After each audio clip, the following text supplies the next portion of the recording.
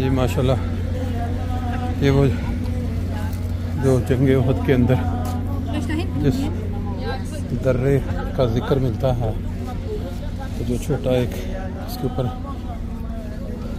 मुसलमानों की ड्यूटी लगाई गई थी कि आपने इसको नहीं छोड़ना, लेकिन जब ज़ाहिर फतह नज़र आ गई तो वो छोड़ दिया। इसी वजह से ये नुकसान उठाना पड़ा। ये वो सारा हिस्टोरिकल वो है का पहाड़।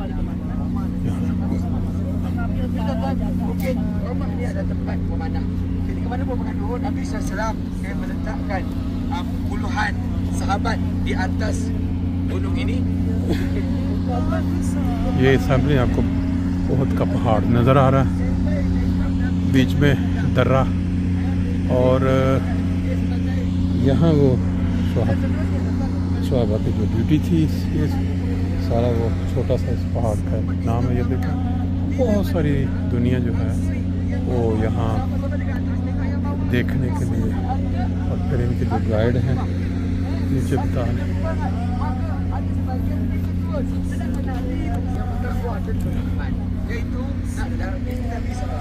Maka mereka tak tahan, mereka dia dah menang. Mereka pun tengok dapat arahan Nabi. Tiba-tiba Abu Jahal, Abu Lahab. चलते हैं जी।